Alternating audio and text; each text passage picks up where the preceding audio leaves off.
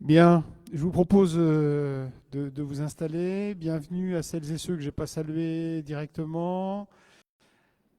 Bienvenue également à la presse. Bienvenue aussi aux personnes donc, qui nous suivent à distance. Donc, pour ce conseil municipal qui comporte 26 points. Donc c'est pour ça que je vous propose qu'on démarre dès maintenant. Donc le quorum évidemment est atteint. Je vous signale les différents pouvoirs. Donc, le pouvoir.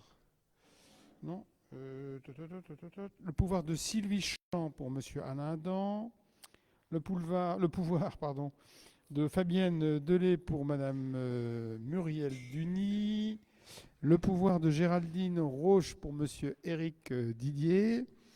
Le pouvoir d'Aurélie Hamel pour Claire Orlaville.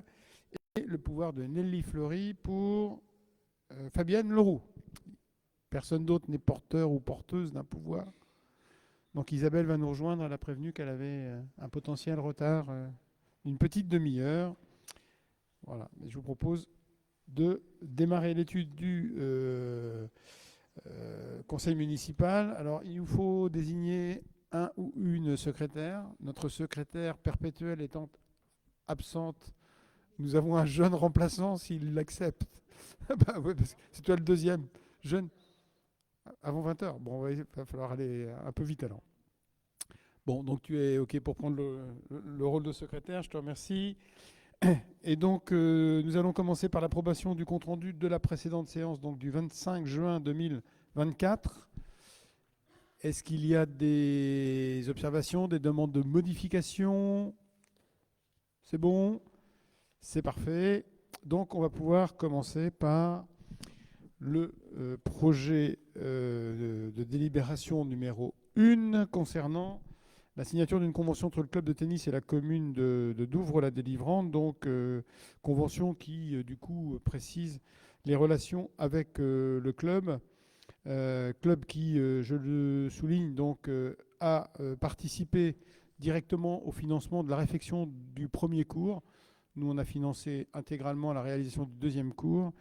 Et on peut se féliciter de la relation avec ce club et avec son président notamment, avec lequel les relations sont simples, constructives, et donc ce qui nous permet d'ailleurs du coup de construire en collaboration de beaux cours de tennis couverts donc, qui rendent bien service au club et aux usagers. Et donc la convention en fait vient clarifier un certain nombre de sujets. On a ajouté aussi un certain nombre d'annexes sur les comportements qu'on souhaitait voir tenus pour faire en sorte que ces cours qui sont superbes, hein, je ne sais pas si vous avez l'occasion d'aller les voir, ils sont vraiment magnifiques, puissent être correctement préservés sur le moyen et sur le long terme.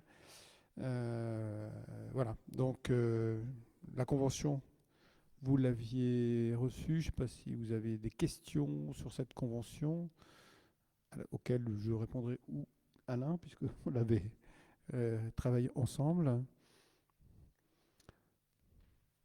En tous les cas, c'est vraiment un plaisir de travailler, d'échanger avec cette association dans un climat vraiment très positif et constructif. La convention vient simplement donc conforter ça. C'est bon? Donc je vous propose de délibérer et de m'autoriser à signer la convention d'objectifs et de moyens entre la commune et le tennis club de Douvres, de préciser que cette convention d'objectifs et de moyens est complétée d'une annexe financière relative aux modalités de reversement des sommes dues au titre de la construction d'un nouveau cours couvert et de la réflexion du sol du premier cours couvert, ce que je vous expliquais tout à l'heure. Est-ce qu'il y a des votes contre? Est-ce qu'il y a des abstentions? Eh bien, merci pour eux. Ils pourront donc continuer à se renvoyer la balle sur ces beaux cours. Ils ont obtenu aussi, je ne l'ai pas dit tout à l'heure, mais donc le financement du club, c'est autour de 30 000 euros, presque 30 000 euros. Et ils ont obtenu un financement de 30 000 euros cette fois par la Fédération française de tennis en complément. Donc sur le deuxième cours, on a eu cette participation supplémentaire grâce donc à l'action du club. Alors ensuite, donc, on vous propose de traiter la question de l'attribution du marché public relatif aux assurances de la collectivité. Alors sachant qu'il devient parfois difficile pour les particuliers de s'assurer, mais ça devient difficile aussi pour les collectivités territoriales. Donc du coup, on a hésité entre...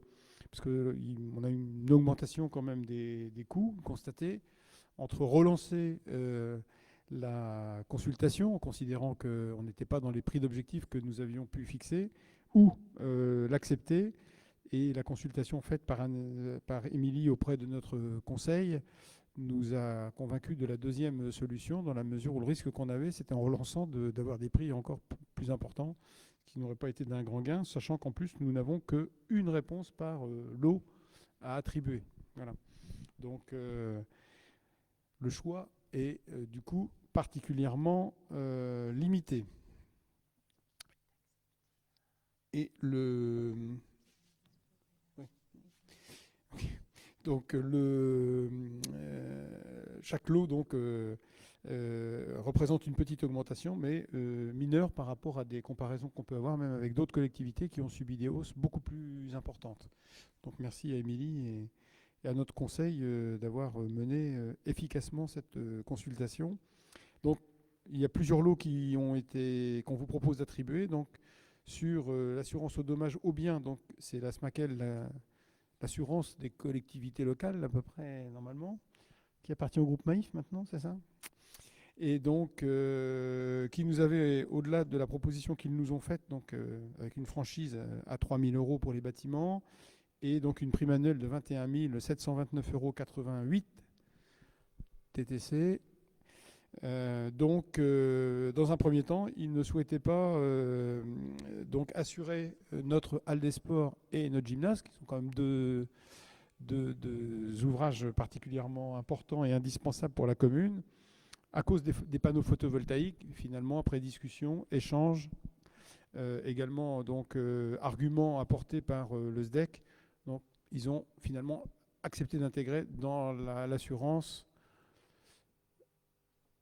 Oui, il y a un luminaire qui... Ah, voilà. Merci Séverine. Ensuite, donc sur l'assurance des responsabilités et des risques annexes, donc c'est un autre assureur, donc c'est PNAS à Areas, donc pour une prime annuelle de 3 719,26 €. Pour les véhicules, donc au niveau de la flotte, donc, et des risques annexes, donc une franchise de 300 € pour les véhicules légers, 600 € pour les véhicules lourds. C'est Groupama qui on vous propose de retenir pour une prime totale de 18 764,94 €. Pour le lot 4, donc protection fonctionnelle des agents élus, donc on propose la SMACEL pour une prime annuelle de 490,88 € TTC. Avez-vous des questions? Je vous en remercie. Et je vais vous proposer de dire que les crédits nécessaires au paiement des quittances, de retenir ces différentes propositions, et dire que les crédits nécessaires au paiement des quittances des compagnies d'assurance sont inscrits au budget primitif 2025, puisque c'est valable à compter du 1er janvier 2025, à l'article 616, frais d'assurance, ce qui est, somme toute, logique. Est-ce qu'il y a des votes pour? Hop, on se réveille. Est-ce qu'il y a des votes contre? Est-ce qu'il y a des abstentions? Donc pour les pouvoirs, vous pensez à lever les deux mains. Merci. Alors ensuite, donc, il s'agit d'adopter, dans les termes proposés par la communauté de communes, donc, une délibération identique dans toutes les communes, d'accepter et de voter pour l'adhésion de la commune de Bény-sur-Mer à la communauté de communes Cœur de Nacre. Donc Bény-sur-Mer a fait valoir donc, par son conseil municipal du 2 juillet 2024 sa volonté, donc à l'unanimité du conseil municipal de Bény-sur-Mer, de venir nous retrouver au sein de Cœur de Nacre. C'est une commune qui a fait plusieurs fois potentiellement la démarche, qui a pour différentes raisons reculé au dernier moment, mais qui donc évidemment se sent à juste titre totalement accrochés à notre bassin de vie. Euh, Beaucoup de choses pour eux se passent ou sur Courseulles-sur-Mer ou sur Douvres.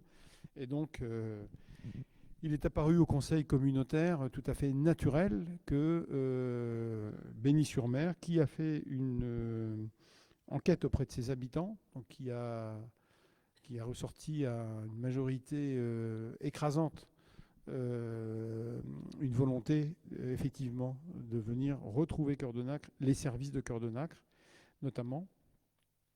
Donc le conseil communautaire du 4 juillet 2024, à son unanimité également, malgré quelques tentatives donc d'intrusion dans les débats communautaires, donc de voter donc l'arrivée de Bény-sur-Mer et son adhésion 1er janvier 2025.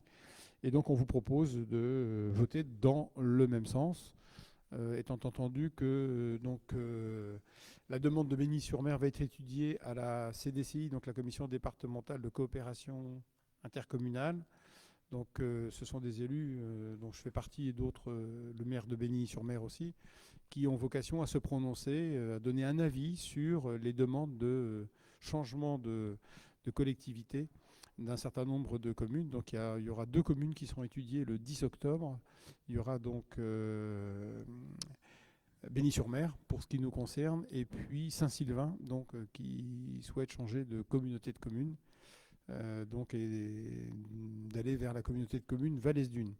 Pour nous, c'est opportun que Bény-sur-Mer vienne dès le 1er janvier 2025, parce qu'on peut les intégrer dans ce cas à notre réflexion PLUI. Ça nous coûtera un petit peu d'argent, puisque notre bureau d'études va devoir reprendre toutes les analyses, les diagnostics, etc. qu'il a faites. Il va nous falloir represcrire une nouvelle démarche de PLUI, mais on a encore largement le temps. L'idée étant évidemment que la STM souhaitait, Seul-Terre-et-Mer souhaitait que Bény-sur-Mer ne nous rejoigne qu'au 1er janvier 2026. Sauf que si on adopte un PLUI sans Bény-sur-Mer qui serait avec nous au 1er janvier 2026, ça n'aurait pas de sens. Et Bény-sur-Mer, du coup, ne serait raccroché à aucun PLUI et serait donc en zone blanche, ce qui n'est pas satisfaisant. Et donc, nous, on préfère l'intégrer, puis ça nous obligerait, nous, derrière, de toute façon, à engager une modification, une révision de notre PLUI dès pratiquement l'entrée de Bény-sur-Mer. Donc, il vaut mieux le faire maintenant, pendant la phase d'élaboration du PLUI, et puis donc faire en sorte que le PLUI soit adopté, si possible, c'est notre objectif avant la fin du mandat actuel, en intégrant, évidemment, Bény-sur-Mer. Donc, deuxième sujet aussi qui nous incite à faire en sorte que Bény-sur-Mer nous rejoigne dès le 1er janvier 2025. Il y a 2 autres sujets, en fait. Il y a l'eau et l'assainissement, compétence qui est à reprendre au 1er janvier 2026, et l'année 2025 va être déterminante dans toutes les études et dans toutes les solutions qui vont être les plus appropriées pour faire en sorte que l'intercommunalité gère de façon la plus efficace possible cette reprise de compétences. Parce qu'on a des syndicats qui font globalement bien leur travail aujourd'hui. Donc là, il faut que l'intercommunalité fasse au moins aussi bien que les syndicats. Donc il faut voir de quelle manière on peut l'organiser. Et ce sont quand même des sujets importants et qui touchent la vie quotidienne des citoyens. Donc c'est important que Bény soit intégré dès 2025 à toutes ces réflexions pour que 1er janvier 2026, il fasse partie évidemment des communes concernées par cette reprise de compétences. Et puis le troisième sujet, c'est la collecte des déchets, sachant que donc, nous renouvelons notre marché de collecte de déchets, déchetterie, etc. 1er janvier 2026. Donc là aussi, quand on va lancer notre appel d'offres donc, vis-à-vis des prestataires qui vont nous accompagner sur ces différents sujets, donc il est légitime que ce cahier des charges soit établi en intégrant Bény-sur-Mer. Donc ça fait quand même beaucoup de sujets qui nous amènent à nous positionner sur le 1er janvier 2025. Et le sujet encore le plus important, c'est que de toute façon, Bény-sur-Mer ayant voté pour nous rejoindre au 1er janvier 2025, on ne peut pas se prononcer sur autre chose que sur la demande qu'a effectuée Bény-sur-Mer. Donc voilà, ça fait 4 très bonnes raisons donc, pour que je vous propose évidemment de suivre dans les mêmes conditions la délibération du Conseil communautaire, ce qui donnera d'autant de force aussi à la position que nous aurons à la commission départementale du 10 octobre en question. Est-ce qu'il y a des questions sur le sujet ? Bény-sur-Mer, c'est 400 habitants à peu près, hein, 200 foyers. Voilà, c'est Il n'y a pas de petite commune, hein, c'est une commune qui est très intéressante. Il y a pas mal d'activités économiques, beaucoup plus que la plupart des communes de la même taille. Le maire de Béni lui-même était surpris du nombre d'activités économiques qu'il avait sur sa commune. Donc, et puis donc on a beaucoup de sujets qui nous rapprochent. On a le cimetière canadien, par exemple, c'est Béni-Revier. Voilà, du coup, ça sera intégré à notre communauté de communes Cœur de Nacre dans son ensemble. Et puis, donc, encore une fois, les habitants de Béni sont accrochés à notre territoire Cœur de Nacre bien plus qu'à celui de Seulles-Terre-et-Mer. Pas de questions du coup? Eh bien, je vous propose de voter et d'approuver l'adhésion de la commune de Béni-sur-Mer à la communauté de communes Cœur de Nacre à compter du 1er janvier 2025 et de m'autoriser à signer tous les documents nécessaires à l'exécution de cette délibération. Est-ce qu'il y a des votes contre? Est-ce qu'il y a des abstentions? Quoique je peux le faire différemment parce que ça a plus de force. Est-ce qu'il y a des votes pour? Allez, on fait comme ça. C'est plus fort. Est-ce qu'il y a des abstentions? Est-ce qu'il y a des votes contre? Eh bien, on va, j'espère, pouvoir très rapidement souhaiter la bienvenue à nos amis de Béni-sur-Mer. Autorisation de signature de la convention de mise à disposition des terrains de football et des vestiaires de Luc-sur-Mer. Tu veux en dire deux mots, Alain? Hop. Allez. Bonsoir. Oui, suite à l'utilisation de l'annexe 2 avec la piste d'athlétisme qui se développe autour et qui devrait être terminée la semaine prochaine, normalement, avec le traçage. Le terrain ne peut pas être mis à disposition avant un an d'ici, minimum. Il va être donc la possibilité de reporter les rencontres et les entraînements de toutes les équipes vers les communes voisines, dont Luc-sur-Mer et Saint-Aubin-sur-Mer. Donc là, c'est une autorisation de signature de la convention sur laquelle il y a des frais pour les fluides d'un montant de 1 000 euros.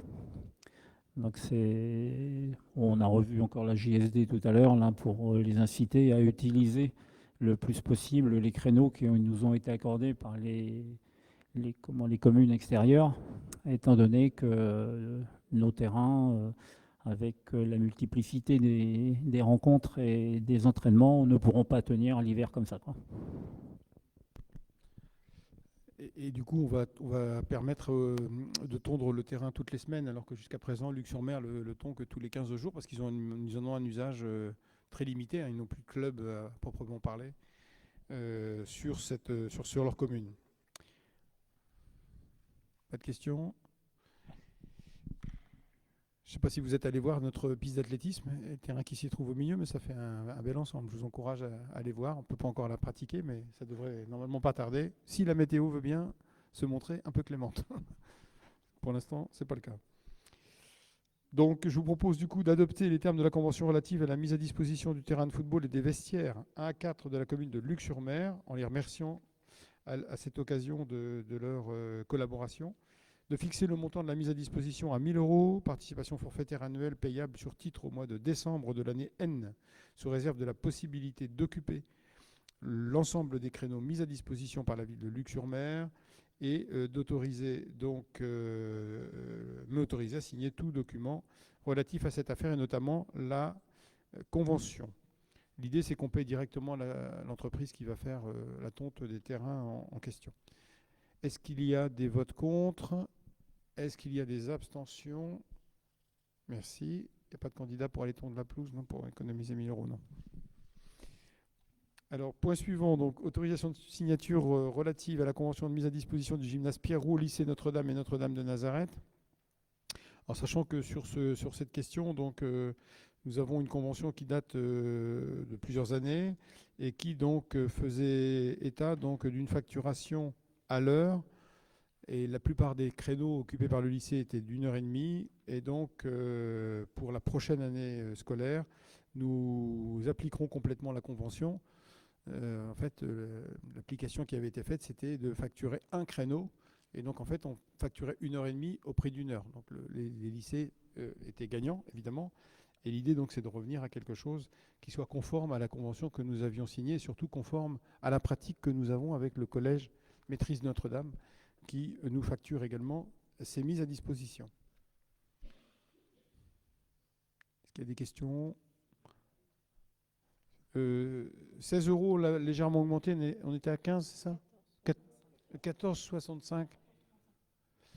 Non, non, non, parce que c'est un sujet qu'on a encore à traiter avec le collège Maîtrise Notre-Dame, parce que là, du coup, l'augmentation qui est proposée par le collège est, de notre point de vue, sans proportion avec les motifs qui le justifient. Voilà. Donc on a quelques discussions à avoir encore avec eux. Euh,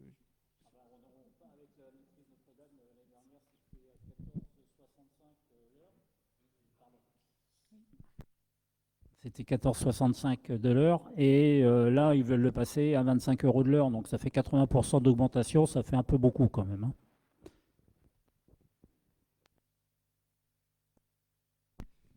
Bon, donc on n'a pas suivi le tarif, on a regardé ce que ça pouvait nous coûter à nous et appliquer une augmentation due à l'augmentation des tarifs de l'énergie notamment, mais dans des proportions plus raisonnables, on va dire ça comme ça, que celles qui ont été retenues par le collège à ce stade. Bon, il y a des discussions qui sont voilà, encore ouvertes et en cours.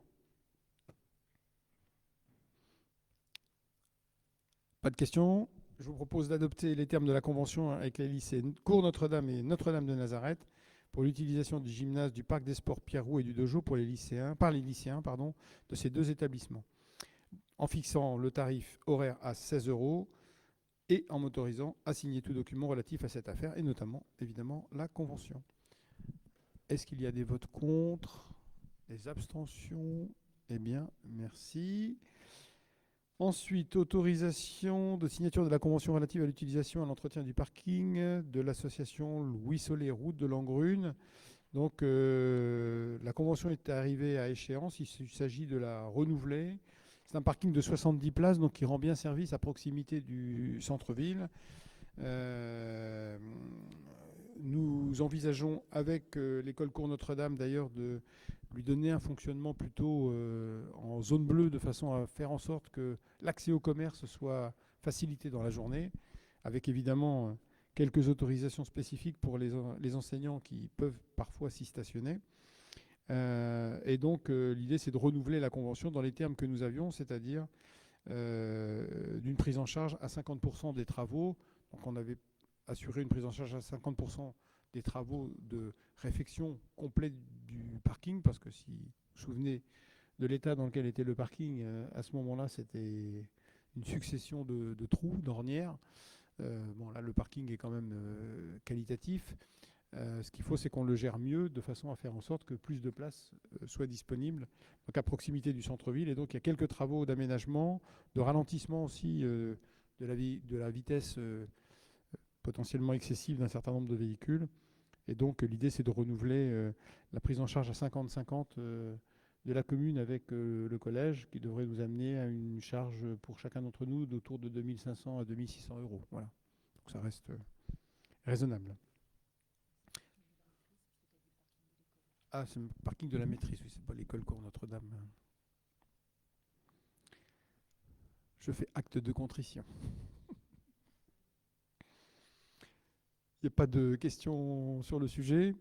Je vous propose donc d'adopter les termes de la convention relative à l'utilisation et à l'entretien du parking de l'association Louis Solé, route de Langrune, notamment la prise en charge financière des travaux à hauteur de 50% du coût TTC, de m'autoriser à signer la convention relative à l'utilisation et à l'entretien du parking de l'association et de dire que les crédits sont prévus au budget 2024.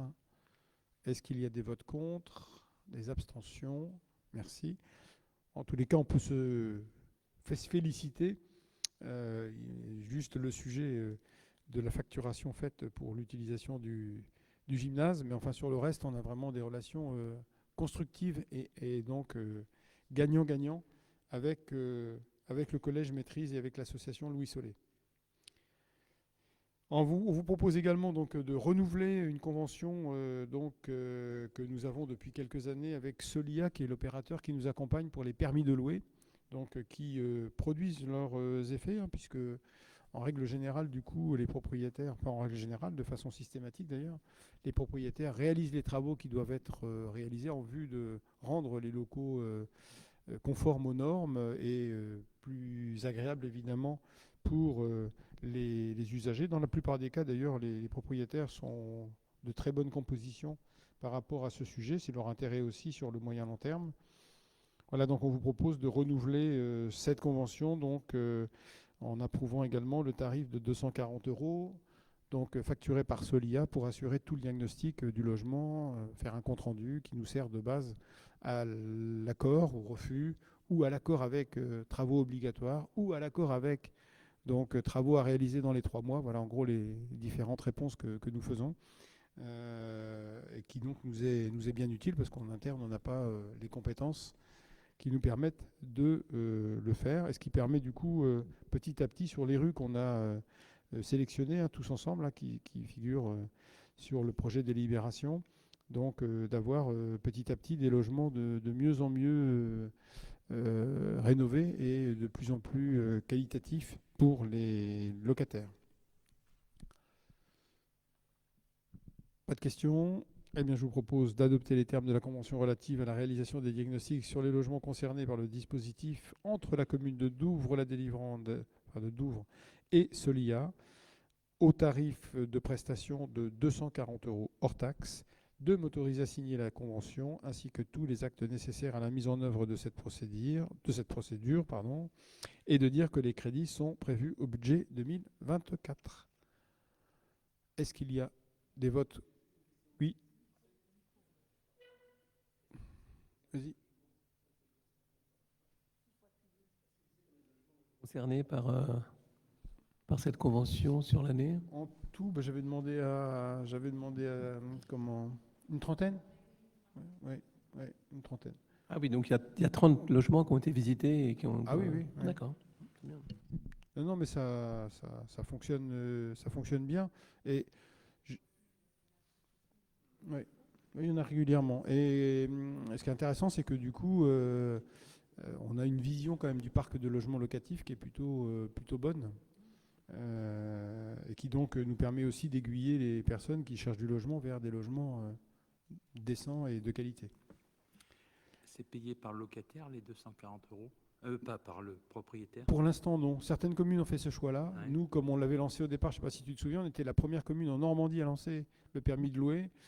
Bon, on savait que ce ne serait pas forcément facile à accepter par les propriétaires. Déjà, au départ, d'ailleurs, il y a eu beaucoup de réticences, parce qu'en France, on n'aime pas qu'on nous impose des choses. C'est comme ça.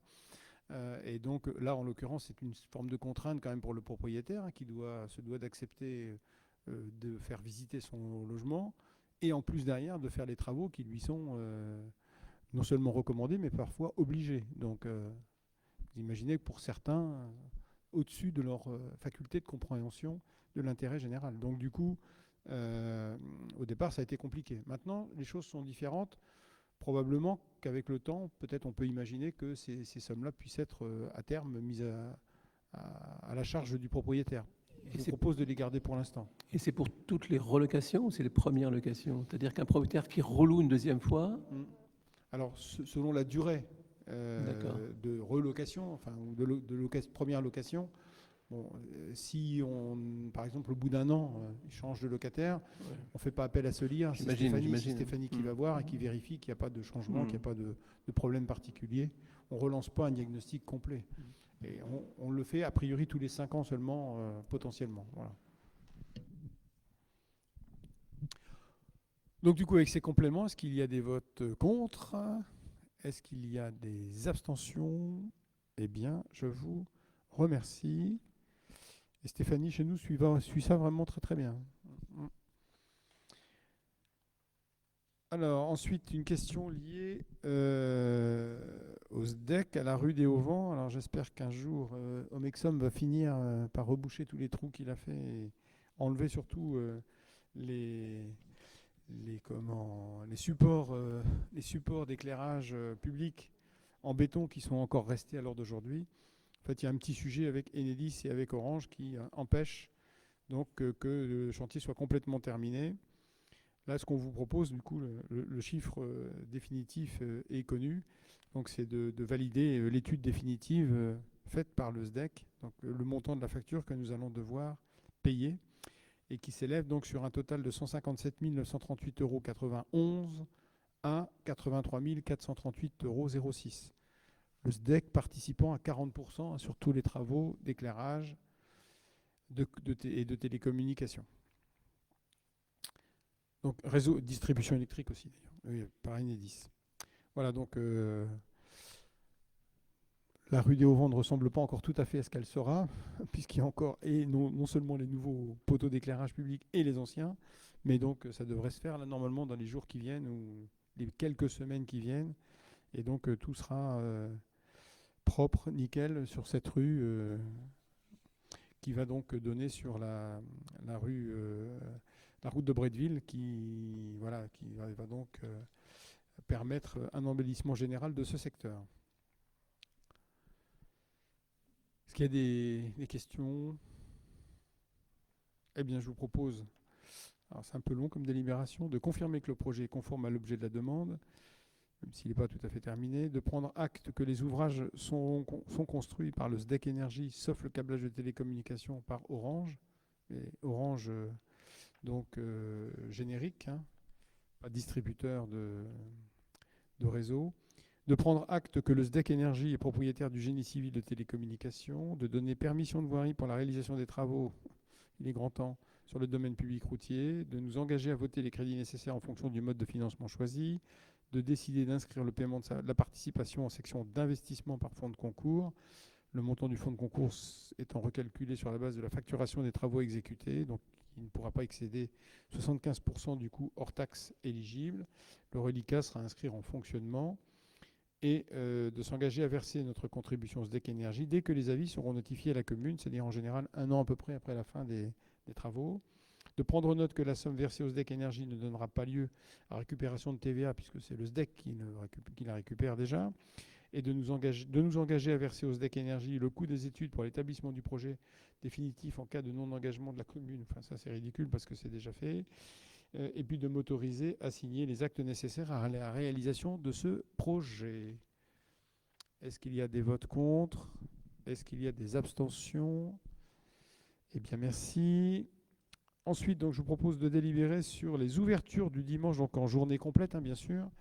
Donc, nous avons procédé comme l'année dernière, c'est-à-dire que nous avons d'abord reçu donc, une proposition faite par les commerces de concession automobile, hein, qui nous propose donc pour 2025 5 jours. Et donc nous avons interpellé Hyper-U pour savoir s'il y avait des journées complémentaires à ces 5 journées, dans la limite de 12 au total de toute façon, donc qui pouvaient être intéressants pour le commerce de détail sur la commune. Il nous a proposé en complément, et je vous propose que du coup on le valide par la même occasion, 3 dates seulement, donc le 7, le 14 et le 21 décembre, donc 2025. Donc en plus des 5 jours proposés par les commerces de distribution automobile, donc pour le reste des commerces, on vous propose d'ajouter ces 3 dates. S'il y avait une autre profession qui demandait, on pourrait ajouter encore 4 dates, puisqu'on n'est pas dans la limite des 12 que nous sommes en capacité d'autoriser. Ça fait 5 Non, c'est pas ça, je veux marquer détail alimentaire. Tu parles de... Oui, mais c'est pas détail alimentaire en fait. Là. Tu parles d'automobile. Oui, ce sont les concessions automobiles qui nous ont proposé les 5 jours. Donc c'est pas le détail alimentaire. C'est une erreur dans la délibération. D'accord. Et donc il reste potentiellement 4 jours, 4 dimanches qui pourraient nous être proposés par d'autres acteurs éventuellement du commerce et qu'on étudierait. L'année dernière, en fait, on a eu que ces deux propositions. Donc normalement, il devrait y avoir que 8 dimanches au lieu des 12 possibles, donc ouverts sur la commune, qui ne sont pas d'ailleurs utilisés au final par les uns ou par les autres. Pas de questions sur le sujet. Donc je vais vous proposer d'autoriser l'ouverture des dimanches pour l'année 2025 au 19 janvier 2025, au 16 mars 2025, au 15 juin 2025, au 14 septembre 2025, au 12 octobre 2025, au 7 décembre, au 14 et au 21 décembre 2025. Donc, qui font 8 dimanches au total. Est-ce qu'il y a des votes contre? Est-ce qu'il y a des abstentions? Je vous remercie. Ensuite, je ne sais pas pourquoi il n'y était pas, mais en tous les cas, il n'y était pas voté sur l'adhésion de la commune de Blainville-sur-Orne, donc au SDEC Énergie. Pas de raison, a priori, sauf si quelqu'un dans la salle a des raisons de défendre une opinion différente, d'interdire à la commune de Blainville-sur-Orne de profiter et bénéficier des services du SDEC Énergie. Donc je vous propose de valider, d'approuver l'adhésion de la commune de Blainville-sur-Orne au SDEC Énergie. Est-ce qu'il y a des votes contre? Des abstentions? Eh bien, merci pour eux. Ensuite, donc, je vous propose de délibérer donc, sur l'attribution du marché de maîtrise d'œuvre relatif aux travaux d'itinéraires cyclables, et notamment sur les premiers travaux d'itinéraires cyclables. Donc, nous avons lancé un appel d'offres qui reprenait le schéma que nous avions retenu suite à l'étude qui a été réalisée par le cabinet Planis, donc avec 5 itinéraires sur la commune. L'idée étant de commencer par l'itinéraire numéro 1 qui permettra notamment de raccorder la piste cyclable qui vient de Caen jusqu'à la voie des Alliés, donc la piste de la place des Marronniers qui permet d'aller vers Luc, la piste cyclable qui monte vers Langrune et puis notre promenade Thomas également, bien sûr. Puisque là, aujourd'hui, quand on arrive au bout de la piste de Caen, du coup, on tombe sur le rond-point de l'Europe et il n'y a pas tellement de solutions en dehors du fait de passer au travers des immeubles. Mais enfin, c'est pas particulièrement sécurisant. Puis l'arrivée en bas sur la rue de l'Église est encore moins sécurisante. Donc, on va vous proposer de retenir le cabinet Mosaïque. Donc, on a eu 3 réponses. Alors, une qui était hors délai, donc du coup, qu'on n'a pas pu considérer. Et les 2 réponses qu'on avait eues étaient celles du cabinet Mosaïque qui a travaillé pour nous sur la rue du Bouvarin et l'autre du cabinet Aménagéo, donc qui est notre opérateur sur la Foire de Rue notamment et sur la ZAC des Auprès. Donc des gens qu'on connaît bien qui sont les uns et les autres sérieux et bon, on propose, il n'y avait pas de raison de faire de différence. La commission d'appel d'offres a considéré en tous les cas qu'il n'y avait pas de raison, donc elle s'est réunie le 18 septembre dernier de faire de différence entre Mosaïque qui proposait donc un taux de 5,90 et Aménagéo qui proposait un taux de 6. Donc, comme les 2 entreprises paraissaient avoir les mêmes moyens techniques, humains, d'études et de suivi, nous proposons de retenir celle qui est légèrement la moins coûteuse. Pas de questions? Eh bien, je vous propose de décider de retenir l'offre du bureau d'études Mosaïque pour un taux de 5,90 sur un montant de travaux prévisionnels sur l'itinéraire 1 de 456 000 € hors taxe. Donc 416 000 hors jalonnement. Donc le jalonnement, c'est tout ce qui va être panneau de signalisation, enfin signalétique plutôt, pour indiquer les différentes directions des pistes cyclables. Donc c'est 40 000 €. De préciser que le marché pourra faire l'objet d'une seconde tranche correspondant à la réalisation du programme pluriannuel des itinéraires 2, 3 et 4 pour un montant de 310 000 € hors taxe, et de dire que les crédits sont prévus au budget.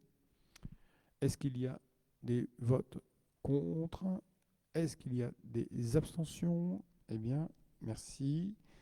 Nous allons pouvoir lancer ce projet, sachant que visiblement, le département a la volonté de raccorder justement la piste cyclable de Caen, au moins à la Capricieuse, qu'il avait l'intention de passer par la rue de l'Arbalète, par la RD 7. Ça ne paraît pas forcément le plus sécurisant en tous les cas.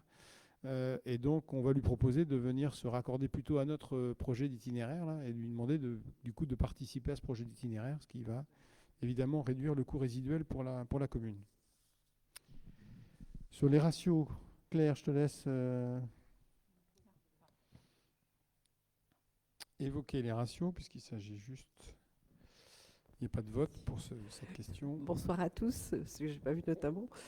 Alors, vous savez que les ratios, c'est quelque chose dont on a obligation de vous communiquer tous les ans. Ces ratios donc, nous permettent une comparaison sur les communes de la strate à laquelle nous sommes rattachés. Alors, la strate, 5-10 000 habitants, hein, donc il faut relativiser certaines choses puisque nous sommes dans le tout bas de la strate. Ce qu'on constate d'année en année, c'est que de toute façon, ce qui concerne les dépenses de fonctionnement ou les recettes de fonctionnement, notamment sur les impositions, nous sommes toujours en dessous de la moyenne de la strate. Bon, en relativisant puisque nous sommes dans le bas de la strate. Ce qui est intéressant à regarder, c'est que même si nous avons des recettes moindres, le fait que nous sachions aussi maîtriser nos dépenses nous permet notamment de réaliser des dépenses d'équipement qui font que là, par contre, nous sommes un peu au-dessus de la moyenne de la strate. Alors cette année, vous avez quelque chose d'un petit peu plus détaillé en ce qui concerne l'encours de notre dette. Vous vous rappelez sans doute qu'on vous la présente toujours avec et sans l'emprunt de la gendarmerie. Là, vous avez un petit peu plus de lignes cette année, dans le sens où nous avions réalisé pour payer les travaux du cinéma un emprunt relais à hauteur de 1 million d'euros qui forcément rentre dans les calculs de l'année passée, mais qui n'auront pas d'incidence sur les résultats de l'année 2024, puisque le prêt a déjà été remboursé. Mais du coup, on vous a tout détaillé. Ce qui est intéressant à regarder, donc, c'est avec l'emprunt de la gendarmerie et surtout sans aucun emprunt. Et la somme qui est intéressante à regarder, donc, c'est 163, le ratio par habitant, sachant que la moyenne départementale est à 710. C'est-à-dire que nous sommes d'une commune très très peu endetté, ce qui nous permet d'envisager, le cas échéant, la possibilité de faire appel à l'emprunt si nous souhaitons financer des travaux importants. Les emprunts qui vont le plus loin, ça doit être 2031, je crois. Il y a un 2029 et un 2031. Et 34 ou 31 Voilà. Donc, voilà. Là, c'est vrai qu'en 2023, notamment, nous avions eu des emprunts qui étaient arrivés à échéance et qui donc disparaissent aussi de ces ratios. Vous avez donc une évaluation aussi de la population. Vous aviez eu le message d'Émilie qui vous expliquait un petit peu ce qui était retenu comme nombre à 5278. Ce sont des choses qui vont évoluer, pas forcément dans le bon sens, puisque nous avons eu les résultats du dernier recensement. Sur les dépenses de personnel, donc elles sont toujours à peu près à hauteur de 50% de nos dépenses de fonctionnement. Ça varie peu et bien moindre que la moyenne départementale, enfin des communes de la strate. Voilà ce que je peux vous en dire. Je ne sais pas si vous avez des questions.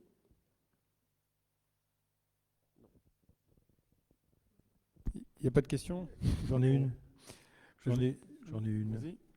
Je voudrais savoir, on est plus bas que tout le monde en dotation globale de fonctionnement.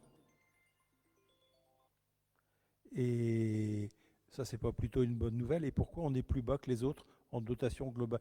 Comment on la calcule un peu, la dotation globale? C'est pas nous qui la calculons, c'est l'État. Et en fait, comme on est nous en bas, on est 5000 habitants. Donc la dotation globale de fonctionnement est aussi plus importante pour les communes plus grosses. Et elle vient aussi participer à des frais de centralité.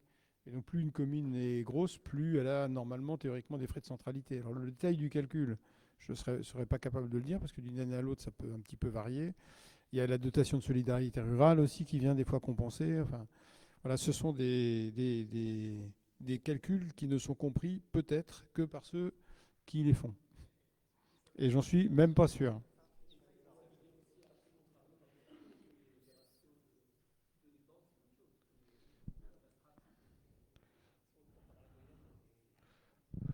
Oui, c'est vrai que les plus petites communes sont généralement plus économes. Donc qu'on soit plutôt dans le bas de la strate, c'est plutôt logique.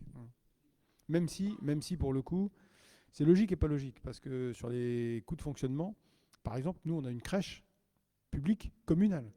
Et des communes de 5000 habitants, il n'y en a pas tant qu'on des crèches communales. Donc, du coup, c'est quand même une douzaine de personnes. Donc, c'est des salaires qu'on a à supporter qui sont intégrés dans les coûts de fonctionnement. Donc, on a aussi tous les équipements sportifs, etc., les équipements culturels qui sont mis à disposition et qui nous coûtent de l'argent en entretien, en maintenance, en dépenses d'énergie, etc., dans des proportions beaucoup plus importantes que beaucoup d'autres communes de 5000 habitants, puisqu'on a plus de 2400 scolaires, et on a donc un certain nombre d'associations qui sont même obligées aujourd'hui de refuser des adhérents, compte tenu du nombre d'adhérents qu'ils ont déjà et des créneaux qu'on est capable de leur donner. Donc du coup, on a des charges de centralité qui sont probablement en proportion beaucoup plus importantes que beaucoup d'autres communes de notre propre taille. Voilà, donc on a quand même la chance d'avoir, c'est l'occasion de le redire une nouvelle fois, des équipes techniques et administratives qui sont compétentes et qui font un très bon travail, qui nous permet donc de tenir dans des coûts de fonctionnement maîtrisés et qui sont importants parce que du coup, si on ne le faisait pas, ce serait autant d'argent de moins dont nous disposerions pour investir derrière ou pour rembourser des emprunts. Enfin, en tous les cas, notre capacité d'autofinancement serait très nettement réduite. Donc, merci à tous ceux qui s'investissent au profit de la commune et à nos agents en particulier donc pour l'efficacité du travail réalisé. Voilà, donc je vous propose simplement de prendre acte des ratios. Il n'y a pas de vote sur les ratios. De toute façon, ça n'aurait pas de sens de voter sur ces ratios, qui sont juste un calcul mathématique. Et donc, comme on n'a pas beaucoup de dettes, on vous propose d'en faire un petit peu. Plus sérieusement, en fait, nous avions décidé, lorsqu'on avait évoqué ces questions, le fait que la dette n'est pas forcément quelque chose de mauvais, et notamment quand elle est compensée par des recettes. Donc, par exemple, ou des charges diminuées. La gendarmerie, par exemple, on a des loyers en face de l'emprunt. Donc voilà, c'est un emprunt, mais il est compensé par des recettes sous forme de loyer. Là, en l'occurrence, pour tous les travaux d'économie d'énergie importants qu'on va lancer, on propose de financer l'autofinancement par de l'emprunt, tout simplement parce que derrière, ça va nous faire des économies de fonctionnement. Si on isole, si on remplace les menuiseries, etc., donc on a vocation à faire des emprunts, et donc en retirant bien sûr toutes les subventions qu'on obtient du coût de l'opération, donc sur notre reste à charge communal, on vous propose de le financer par l'emprunt de manière à se dégager des capacités d'autofinancement nettes, directes sur d'autres projets pour lesquels il y aurait moins de justification à le faire sous cette forme. Et donc là, on vous propose de le faire en l'occurrence pour l'opération de rénovation de l'école Diane Fossé, alors qui à la fois du coup combine des travaux d'économie d'énergie, d'isolation, de remplacement des menuiseries alu notamment, et aussi de diminution d'un certain nombre d'espaces vitrés excessifs à l'époque en tous les cas, donc autour du bâtiment. Mais on a aussi réalisé un embellissement de l'école par un bardage extérieur bois, donc de la même nature que ce qui avait été réalisé pour l'extension. Du coup, ça crée aussi une harmonie de l'ensemble qui va être de meilleure qualité et qui donc était rendue nécessaire par le fait que les enduits devenaient friables et donc se délitaient petit à petit. Un jour, il aurait fallu de toute façon faire quelque chose. Donc autant faire les choses dans leur ensemble et donc faire en sorte que nos élèves, nos enseignants soient dans les meilleures conditions, là pour le coup, pour pouvoir travailler. En plus, on a maintenant des volets roulants qui permettent également la nuit de faire des économies d'énergie non négligeables, ce qu'on n'avait pas dans les menuiseries alu précédentes. Et donc, le solde résiduel, donc à quelques euros près, on a arrondi à 250 000 euros. Donc, on vous propose de le contractualiser donc avec la Caisse des dépôts et des consignations. Donc, au taux du livret A plus 0,40. Alors, le livret A aujourd'hui est encore élevé, mais il est prévu qu'il baisse assez rapidement. Et donc, on se retrouve plutôt à des taux moyens de l'ordre de 2,30, 2,40 sur l'ensemble du prêt. En tous les cas, c'est l'hypothèse que nous a calculée donc, la banque, la Caisse des dépôts et consignations, donc sur une durée de 20 ans, et donc avec une capacité de remboursement autorisée, évidemment, mais du coup, avec le paiement d'une indemnité actuarielle qui, généralement, nous désintéresse rapidement de faire ce remboursement anticipé. Donc, il y a une toute petite commission d'instruction, du coup, de 0,06% du montant du prêt. Donc, c'est un prêt qui reste en plus dans son montant très raisonnable, finalement, grâce aux subventions que nous avons obtenues à côté. Est-ce qu'il y a des questions? Alors, nous prévoirons de faire quand même une petite inauguration, du coup, parce que, voilà, quand tout sera fini, parce qu'il reste effectivement quelques petites modifications à faire, donc, sur notamment des menuiseries qui ont été mal calculées, donc qui ont été livrées, mais qui n'en rentraient pas dans l'espace prévu pour leur destination. Donc, il a fallu les renvoyer et que le fabricant les refasse. Donc il y a 2 porte-fenêtres qu'il faut modifier. Mais donc les entrées sont maintenant terminées. On a ajouté un petit peu de couleur quand même au bardage bois, qui, bon, pour certains est jugé un petit peu sombre, mais qui a le mérite donc d'être plus chaud aussi. Donc du coup, l'inauguration sera probablement autour de la période du mois de novembre et après les vacances de la Toussaint, puisque les derniers travaux seront faits pendant les vacances de la Toussaint. Voilà, c'est l'occasion pour moi de préciser, pour répondre à une question que Christine a posée, donc que pour toute manifestation de la commune, alors sur les inaugurations en général, on fait un petit carton d'invitation, donc on vous invite aussi, mais pour toutes les réunions publiques, etc., vous êtes naturellement et nécessairement invité permanent à toutes les réunions que nous organisons. Vous n'êtes pas besoin qu'on vous invite pour que vous y veniez, vous êtes évidemment... comme les habitants d'ailleurs, mais un peu plus que les habitants encore, les bienvenus à toute manifestation, toute réunion qui a vocation donc à être organisée donc par la commune, quelle qu'elle soit. Hein. Il n'y a pas d'exclusive. Bon, parfois on fait des cartons d'invitation, donc on fait des choses spécifiques, mais on ne fait pas des cartons d'invitation pour tout ce qu'on organise. Donc du coup, même s'il n'y a pas de carton d'invitation, si vous n'avez pas un carton personnalisé reçu à votre domicile, si vous êtes intéressé par une réunion, vous y venez et ce sera avec plaisir qu'on vous y accueillera.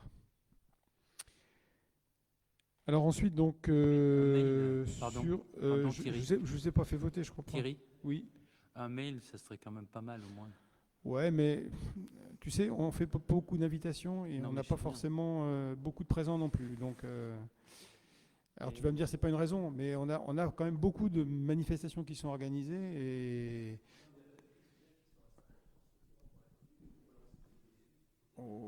oui, alors oui, il faut qu'on vous relance, c'est ça en fait que vous voulez. Vous avez besoin d'un petit coup de fouet pour venir. Non, nous on vous. Non, mais on va essayer de s'y astreindre, notamment sur les réunions publiques, etc., sur quelques sujets. Mais c'est pas parce que vous n'avez pas reçu cette invitation qu'il ne faut pas vous sentir les bienvenus, au contraire, dans ces réunions. D'ailleurs, à la réunion publique récente sur l'aménagement du centre-ville, il y a quelques conseillers municipaux qui sont venus et qui avaient parfaitement leur place, évidemment, dans cette réunion. Alors, donc, je vous propose de voter quand même. Oui, je le remets en peu, je le range. Donc, je vous propose de voter, de m'autoriser à signer le contrat de prêt réglant les conditions du contrat, donc caisse de dépôt et des consignations, donc dans les conditions que je vous ai évoquées, et là où les demandes de réalisation de fonds. Voilà. Est-ce qu'il y a des votes contre? Est-ce qu'il y a des abstentions? Eh bien, je vous remercie et surtout les élèves vous remercient pour le côté encore plus accueillant et plus agréable de l'école des petits. Donc du coup, ça me donne l'occasion de dire que donc on a eu un échange avec la CAF, puisqu'on avait laissé une partie des travaux, notamment toute la salle qui est utilisée par la crèche aujourd'hui, qui était auparavant un lieu d'accueil pour la garderie. Donc les échanges qu'on a avec la CAF et faut quand même qu'on ait toutes les confirmations qui vont bien, nous laissent à penser que notre extension donc, de crèche pourra se faire dans des conditions financières réalistes et raisonnables, et donc du coup la crèche aura le même traitement, c'est-à-dire qu'elle aura également évidemment les mêmes travaux d'économie d'énergie et de réhabilitation des extérieurs. Alors donc ensuite, tarif linéaire de ligne pour l'occupation provisoire du domaine public par des chantiers de travaux sur les ouvrages de réseau, transport, de distribution d'électricité ou de gaz. En fait, c'est la somme que nous versent GRDF et CRTE ou Enedis, je ne sais plus, c'est RTE je pense, donc pour utiliser notre domaine public pour passer leur câble. Voilà, donc en fait on n'a absolument pas le choix du mode de calcul qu'ils nous imposent.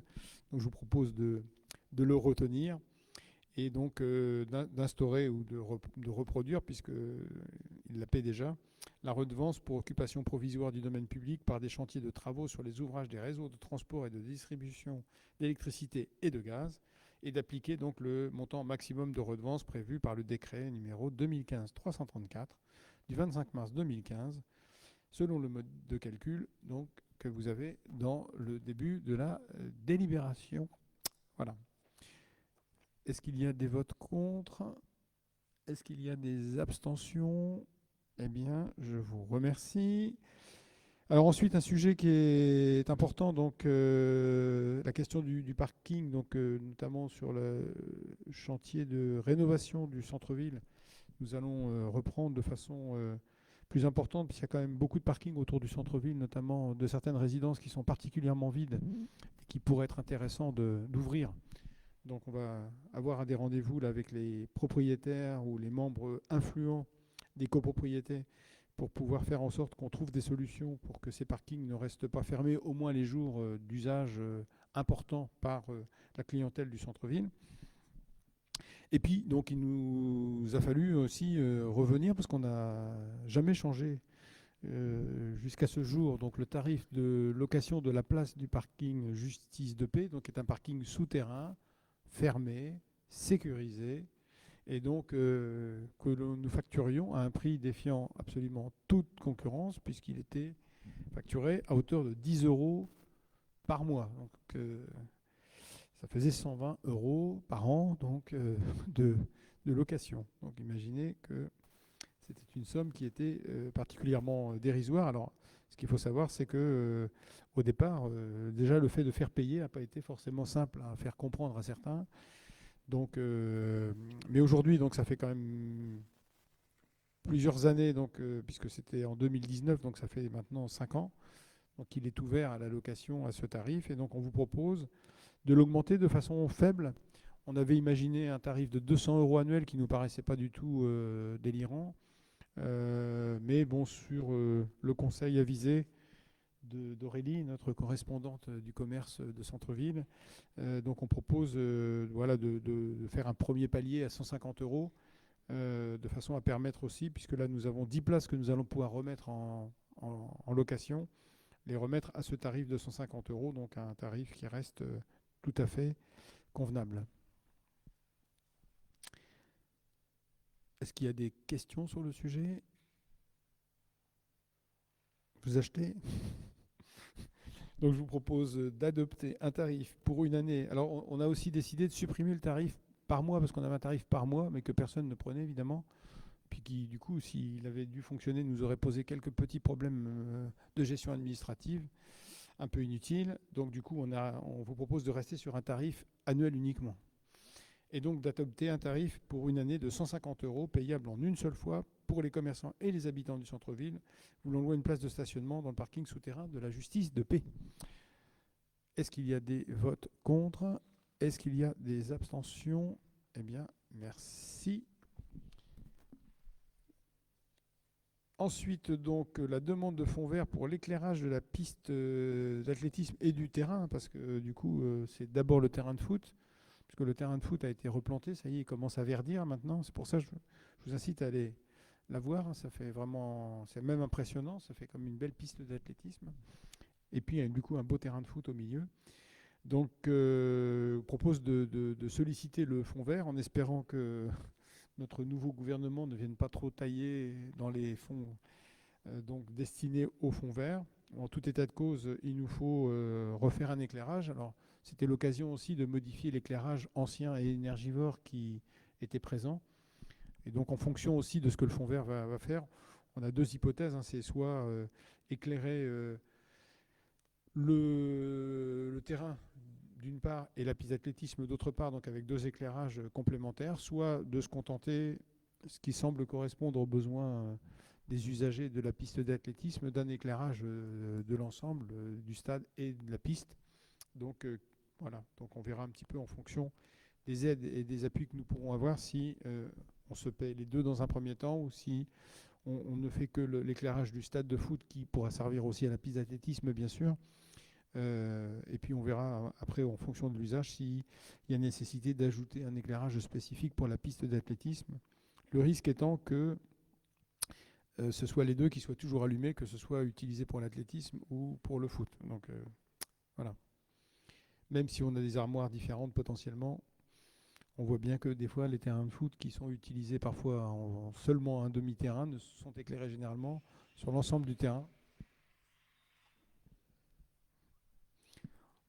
On a un musicien dans la salle.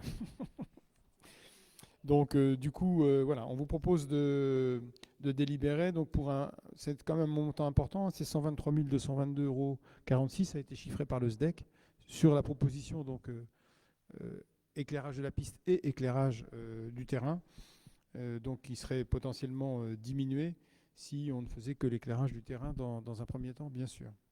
Et donc de demander au Fonds vert une aide qui pourrait aller jusqu'à 40%, donc pour le coup, sur cet éclairage qui va devenir de toute façon indispensable parce que le terrain de foot, en tous les cas, lui, doit être éclairé nécessairement. Est-ce qu'il y a des questions sur le sujet ? Eh bien, je vais vous proposer d'approuver les travaux d'éclairage de la piste d'athlétisme pour un montant estimatif encore de 123 222,46 €, estimatif mais précis, de m'autoriser à déposer une demande de subvention Fonds vert. On peut peut-être aussi essayer DETR Décile quand même, peut-être, parce que si le Fonds vert n'intervient pas, ça va sans doute être transféré plutôt sur d'autres fonds comme la DETR ou le Décile. Donc je vous propose quand même, puisque ce sont des fonds de l'État, donc voilà, de citer aussi la DETR et la Décile. Donc pour les travaux d'éclairage de la piste d'athlétisme pour un montant de 123 222,46 € hors taxe, au taux le plus large possible, de dire que les crédits nécessaires sont prévus au budget. Donc pour Fonds vert, DETR et Décile. Est-ce qu'il y a des votes contre ? Est-ce qu'il y a des abstentions ? Eh bien, je vous remercie. Alors ensuite, donc Alain, tu veux parler du FAFA ? Hop, je te laisse parler du FAFA.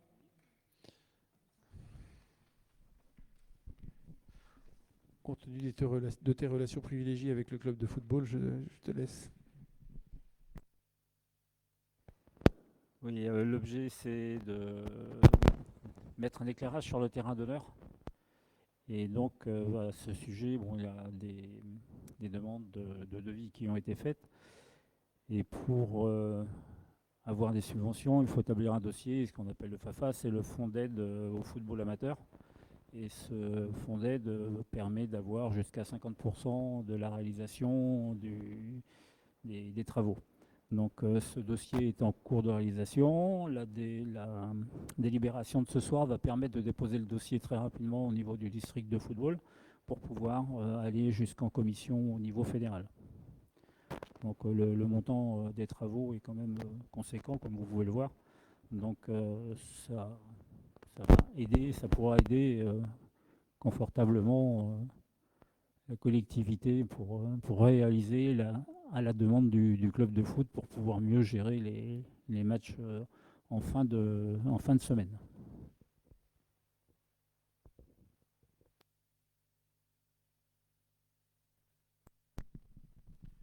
Pas de questions sur le sujet, donc il nous restera à négocier avec le club de football, puisque c'est l'accord que nous avions, c'est que la participation qui sera faite par la commune sera compensée par une diminution ou une annulation de la subvention versée annuellement pendant quelques années pour compenser le versement, la prise en charge de la subvention. C'est-à-dire que c'est un choix du club qui sera cofinancé en réalité par le FAFA et le club lui-même sur ses fonds propres, puisque donc nous suspendrons en tout ou partie la subvention pendant autant d'années qu'il sera nécessaire pour assurer la participation et le financement de la part communale.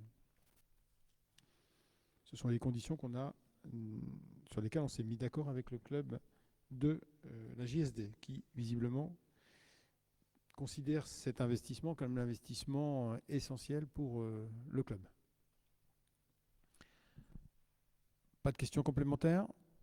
Eh bien, je vous propose de m'autoriser à demander un financement à hauteur de 50% du montant des travaux d'éclairage du stade d'honneur de football, donc René Sédelin, sur un montant prévisionnel de 119 014,42 €, donc qui n'est que de 95 000 finalement 211,54 € compte tenu de la participation du SDEC. Et le financement est demandé évidemment au FAFA. Est-ce qu'il y a des votes contre? Est-ce qu'il y a des abstentions? Eh bien, merci. Nos footballeurs seront des footballeurs éclairés. Pas tout de suite, parce que ça va être sans doute pour l'année prochaine. Du coup, ensuite, régime indemnitaire de l'ensemble des agents communaux. Alors, il s'agit juste, en fait, d'une mise à jour. Rien n'a changé. Simplement, on a eu un agent qui se trouve en mi-temps thérapeutique et pour lequel il faut qu'on modifie la grille qui ne tenait pas compte de cette situation. Et donc, il s'agit de maximum dans les différentes sommes qui sont proposées, notamment l'indemnité de fonction, de suggestion et d'expertise. Donc, ce n'est pas forcément la somme qui est retenue, c'est le maximum qui est possible. Et puis, donc, pour le complément indemnitaire, même chose en fait, puisque donc c'est à la discrétion aussi, et ça tient compte aussi notamment des présences effectives, des absences, etc. Donc, pour récompenser le complément indemnitaire, c'est un peu la prime annuelle qui récompense l'investissement, l'implication des agents. Donc voilà, c'est juste en fait une mise à jour qui était nécessaire due à une situation particulière qu'il faut forcément intégrer à cette question. Je vous propose de voter et de procéder au retrait de la délibération qu'on avait prise relative au RIFSEP du 28 mars 2023. Il faut d'abord enlever l'autre pour ajouter la nouvelle.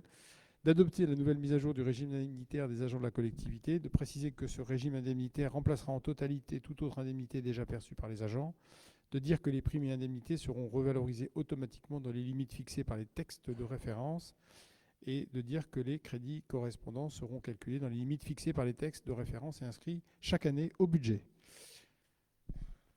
Est-ce qu'il y a des votes contre? Est-ce qu'il y a des abstentions? Eh bien, je vous remercie. Ensuite, il s'agit de voter le régime indemnitaire de la police municipale, puisqu'ils ont un régime particulier. Donc, voilà, il faut reprendre également cette délibération. Oui, par une petite modification de régime. Est-ce qu'il y a des questions sur le sujet, sur le modèle de délibération?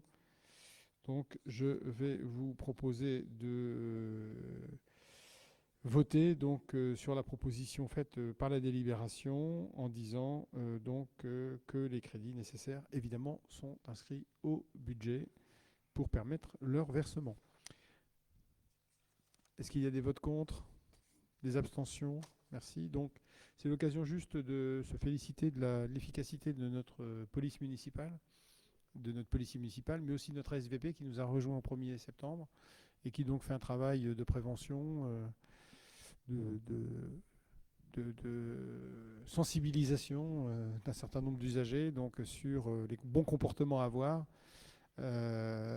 donc sur un certain nombre de sujets tenant donc à la civilité ou aux incivilités, ça dépend comment on prend le sujet, mais en tout état de cause, en espérant que chacun prendra en compte le fait qu'il n'est pas seul dans la commune et que donc il faut qu'il pense aussi aux autres sur un certain nombre de sujets et que donc par là adopte un certain nombre de règles qui doivent s'appliquer pour que notre petite société collective fonctionne pour le mieux.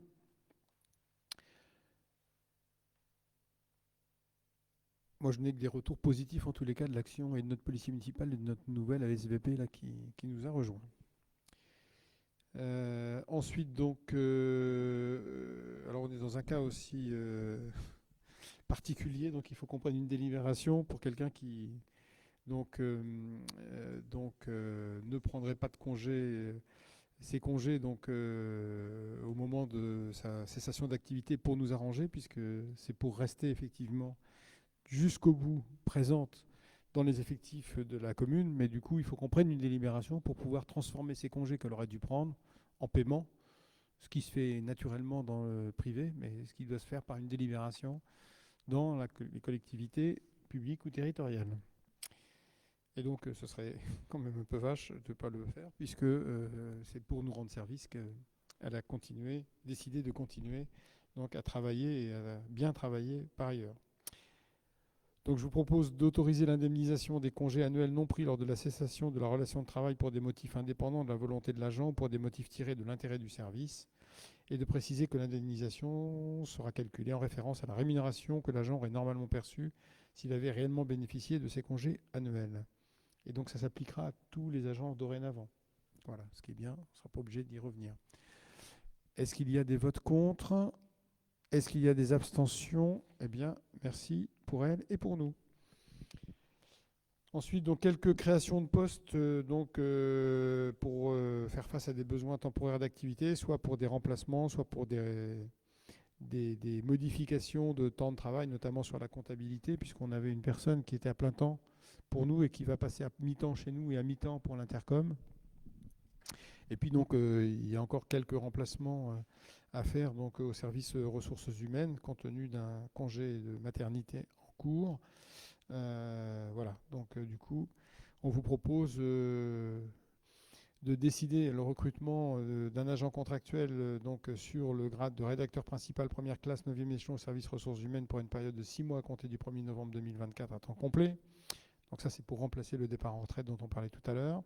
Au grade d'adjoint administratif principal, première classe, 6e échelon, au service ressources humaines du 1er octobre 2024 au 15 novembre 2024 à temps complet. Ça, c'est pour remplacer la personne qui est en congé maternité et qui ne reviendra que le 15 novembre 2024. Et au grade d'adjoint administratif, premier échelon, service finance comptabilité pour une période d'1 an à compter du 1er octobre 2024 à temps non complet de 17h50. Donc c'est quelqu'un qui passe de plein temps à temps partiel. De préciser que la rémunération des agents sera calculée par référence à l'indice brut du grade de recrutement de chacun, de dire que les crédits correspondants sont inscrits au budget, de modifier le tableau des effectifs et de m'autoriser à signer tout document relatif au recrutement au pluriel précité. Est-ce qu'il y a des votes contre? Des abstentions?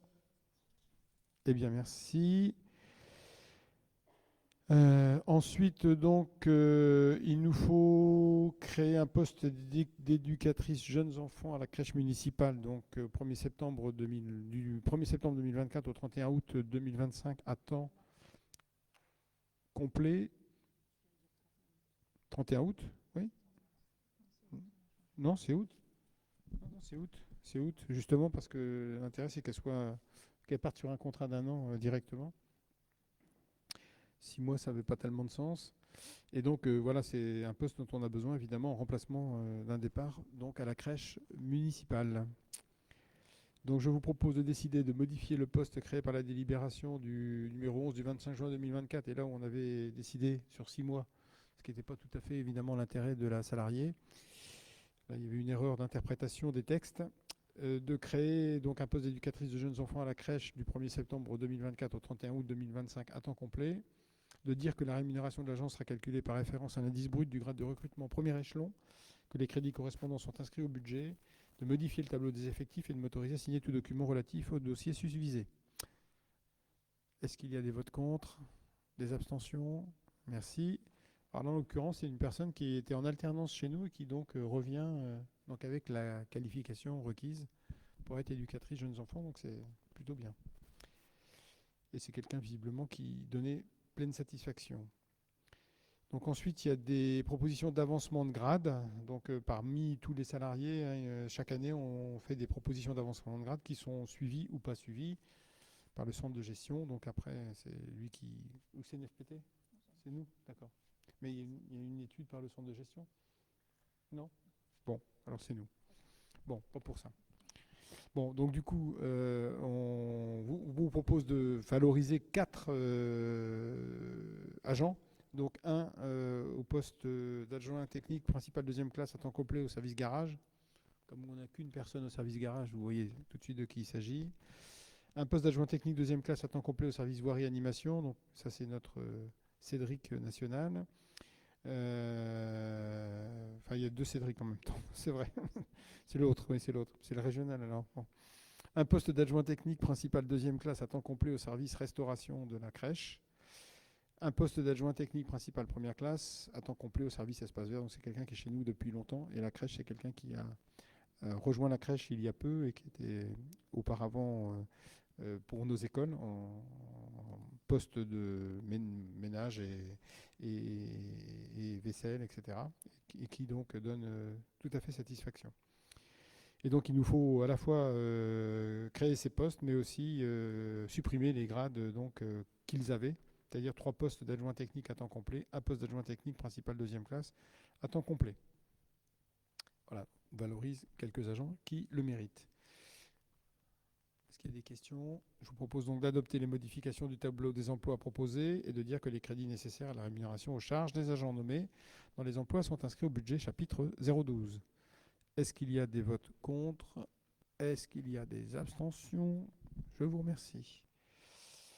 Ensuite, modification du temps de travail concernant 2 postes d'adjoint technique. Donc, il faut supprimer donc 2 emplois permanents à temps non complet d'adjoint technique, 31 heures, pour les remplacer par 2 emplois à temps complet, 35 heures, sachant que les personnes faisaient déjà 35 heures, sauf que leur contrat était à 31 heures.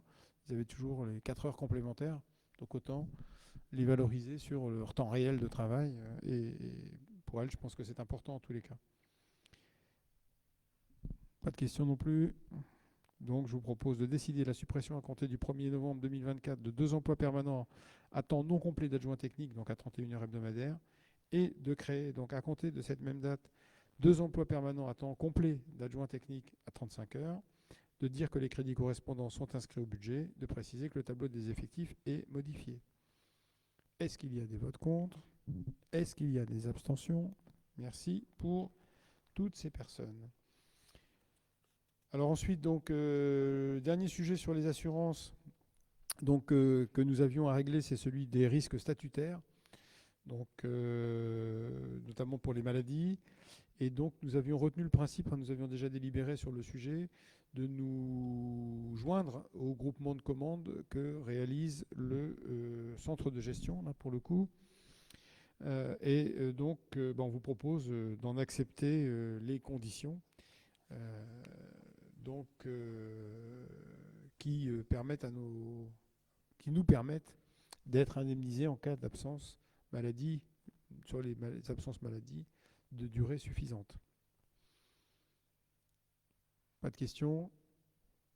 Bon, là aussi, on a une petite augmentation, mais le groupement de commandes nous a permis quand même de limiter très largement les problématiques.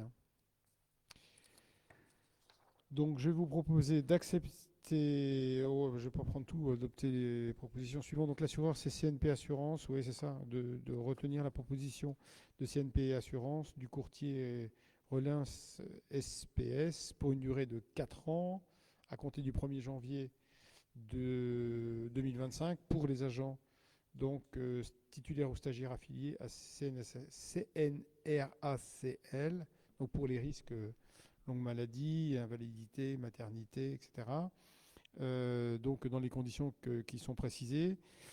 Donc en acceptant les frais liés au pilotage du contrat groupe, puisque c'est un contrat groupé.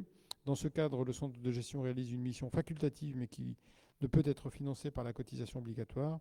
Donc il prend la charge financière de la consultation et de l'AMO. Donc c'est ce qu'il a fait. Et il assure l'interface entre la collectivité et l'assureur.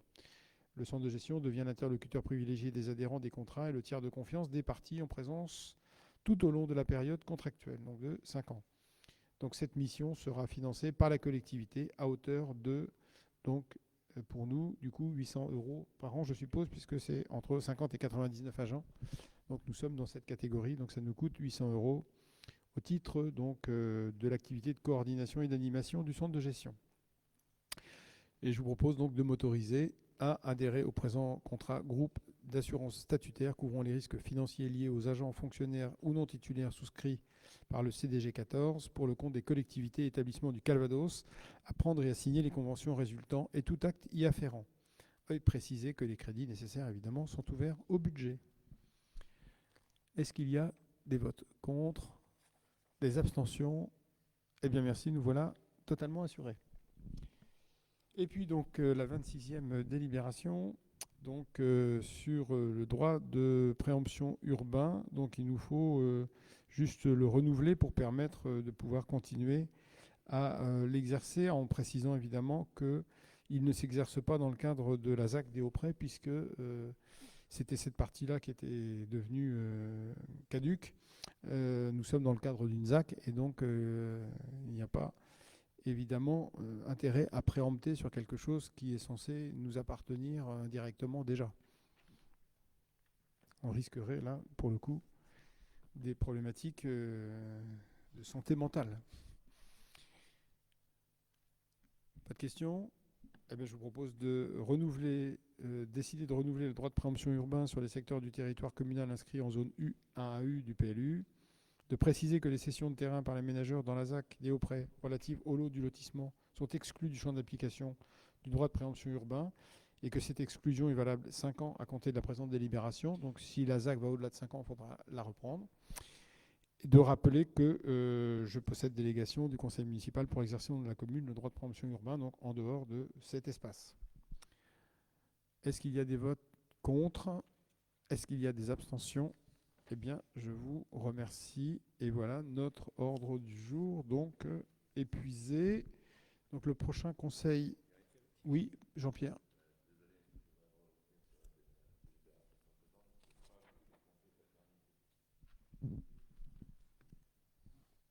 Si. Maternité, garantie, maternité, y compris congé pathologique, adoption, paternité et accueil de l'enfant.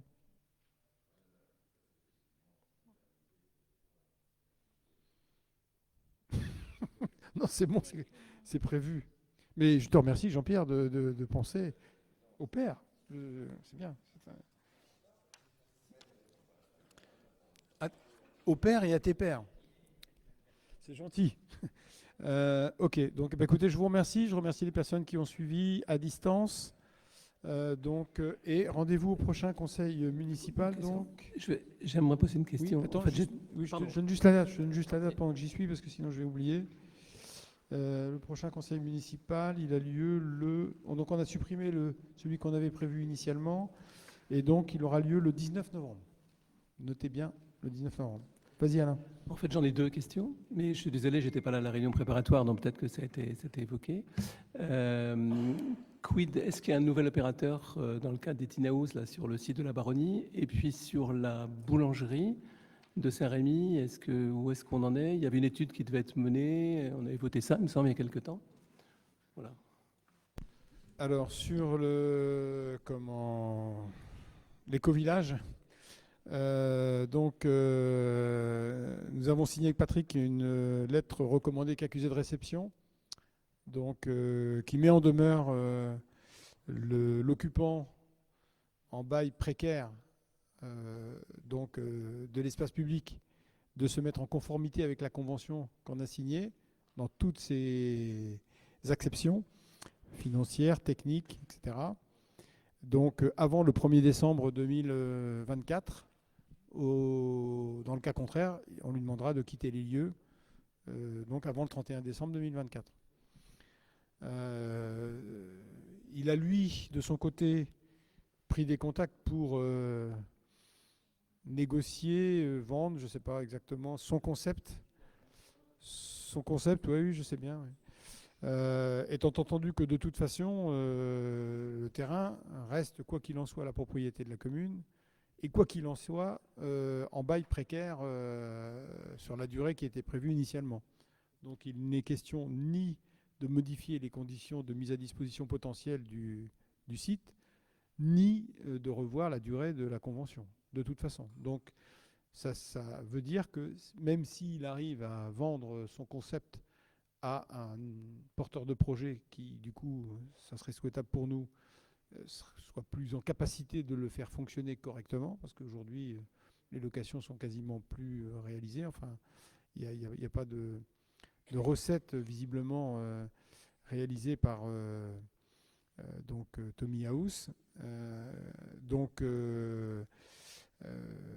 Il nous faudra de toute façon revalider et re-signer potentiellement une convention d'usage précaire du terrain avec un autre porteur de projet. Donc du coup, soit il n'y a pas de nouveau porteur de projet au 1er décembre, dans ce cas-là, il n'y a plus de tiny house sur le terrain, à ceci près qu'il ne pourra les enlever que quand il nous aura payé ce qu'il nous doit, et soit il a trouvé un porteur de projet que nous, on adoube et qui donc nous apparaît, ce sera essentiel, donc en capacité de faire fonctionner correctement le site et d'aller au bout de l'ensemble des obligations. Et dans ce cas-là, bon, il pourrait y avoir une continuité de l'activité. Mais voilà, là on arrive à une échéance où il faut qu'on prenne une disposition. On a été patient, on a laissé les choses se faire, on a fait confiance aussi à la capacité du porteur de projet de tenir les engagements qu'il avait pris, qu'il avait signés. Aujourd'hui, force est de constater que ça n'est pas le cas, donc il a reçu une lettre recommandée reprenant les éléments que je vous évoquais à l'instant. Donc soit il réagit avant le 1er décembre, soit notre accord va tomber de lui-même. Et puis sur la boulangerie, donc il y a un couple qui semble intéressé par la reprise de la boulangerie. Alors ce qu'il faut, je ne pense pas que ce soit une reprise de la boulangerie en tant que telle, ce ne sera pas seulement une boulangerie, a priori. En tous les cas, ce n'est pas le projet qui a été évoqué par ces personnes. Moi, je reste convaincu du fait que, au-delà du fait que le PFN va de toute façon en assurer le portage financier, donc le PFN va l'acquérir pour notre compte. Donc, et donc nous avons potentiellement 5 ans. Alors il faudrait mieux que le bâtiment soit réutilisé avant 5 ans, parce qu'un bâtiment qui dort comme ça sans être utilisé, c'est jamais très très très bon. Donc, mais avant que de confirmer le projet qui pourra s'y installer, je pense que c'est utile de mener une étude approfondie pour vérifier que ce projet est viable. Alors pour nous, bien sûr, mais aussi pour les personnes qui vont le faire, parce que dans un certain nombre de situations, alors portées par des bons sentiments, par voilà, des volontés de bien faire, des personnes ont parfois quitté des emplois durables qu'ils avaient pour créer ce type de petits commerces de proximité, et puis se sont rendus compte au bout d'1 an et demi, 2 ans que ça n'était pas viable, et du coup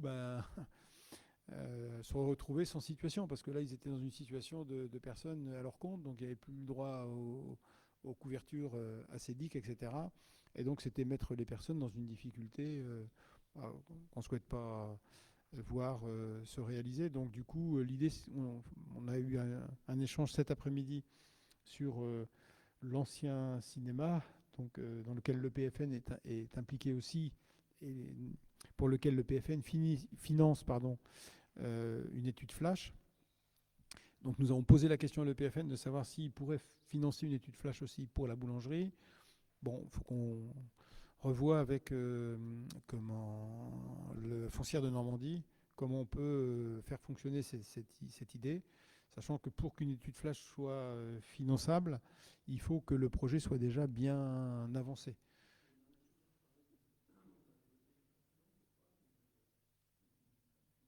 L'adresse, oui. Alors l'adresse, Émilie a repris contact avec eux, mais ils nous promettent depuis 1 an d'obtenir des financements du FRADT de la région. Donc, pour l'instant, ils n'ont pas de réponse positive. Et visiblement, le dernier contact qu'Émilie a eu avec eux laisse à penser qu'ils n'auront pas la subvention en question. Donc, c'est 9 000 € de financement. Voilà, ça change un peu la donne quand même. Donc là, ce qu'on essaie de faire là, c'est de trouver la façon de faire cette étude ou une étude identique, donc dans des conditions financières minorées, quoi. Voilà. Autrement, donc 2 mots quand même sur Batimétal, puisque vous avez dû voir que des articles étaient parus, alors avec des propos parfois diffamatoires des représentants syndicaux, qui ont laissé entendre qu'on avait déjà un projet urbanistique sur le site de Batimétal. Alors évidemment que non, hein. Et très loin s'en faut. La seule chose qui avait été faite, c'était il y a déjà, c'était en 2018 ou 2019, une étude qui avait été commandée, une étude flash aussi, commandée à l'EPFN, pour faire en sorte que, parce que c'est quelque chose qu'on essaie de promouvoir depuis cette date-là, voir dans quelles conditions le déménagement de l'entreprise Batimétal pouvait être imaginé. Donc évidemment que dans le cadre de cette étude, avaient été étudiées aussi les conditions de reprise et de revalorisation du foncier de Batimétal. Mais voilà, c'était juste des jeux d'équilibre financier pour voir de quelle façon on pouvait réellement accompagner et faire en sorte de minimiser l'impact pour l'entreprise d'un déménagement sur le site.